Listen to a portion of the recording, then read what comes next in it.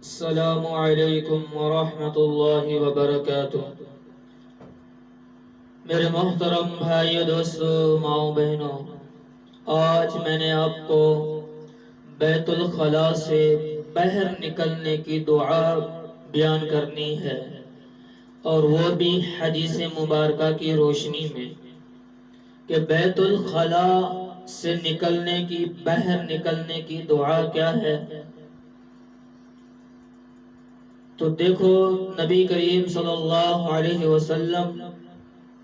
نے ہمیں بیت الخلاء سے لے کر بیت اللہ تک ہر دعا بتائی ہے، ہر دعا بتائی ہے۔ تو یہ دعا بتانے سے پہلے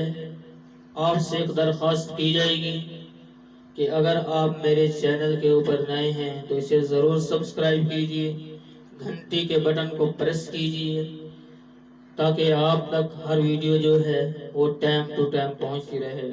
اب چلتے ہیں اپنی دعا کی طرف کہ بیت الخلاء سے باہر نکلنے کی دعا کیا ہے۔ حدیث پاک میں آتا ہے، ابن ماجہ پاک میں حدیث ہے،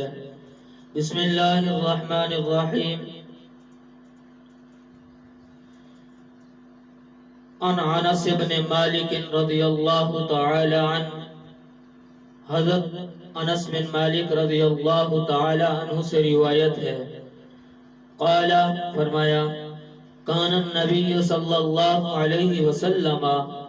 تھے نبی کریم صلی اللہ علیہ وسلم، اذا خرج من الخلاء،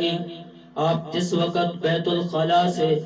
اپنی حاجت کے بعد باہر آتے، قال، آپ فرماتے، الحمدللہ الذی، سب تعریفیں اس ذات کے لیے ہیں، اس رب العالمین کے لیے ہیں، الذی، وہ ذات، اذہب، جس نے چلایا، یعنی جس نے مجھ سے دور کیا، عنی الاذی، مجھ سے دور کیا تکلیف کو، وعافانی، اور مجھ کو رب العالمین نے عافیت عطا فرمائی۔ تو آپ یہ دعا پڑھا کرتے تھے۔ حضرت انس بن مالک رضی اللہ تعالی عنہ فرماتے ہیں کہ رسول اللہ صلی اللہ علیہ وسلم جب بیت الخلاء سے باہر آتے تھے تو یہ دعا پڑھتے تھے، الحمدللہ الذی اذہب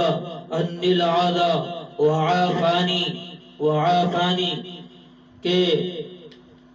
تمام تعریفیں اس اللہ کے لیے ہیں جس نے مجھ سے تکلیف کو دور کیا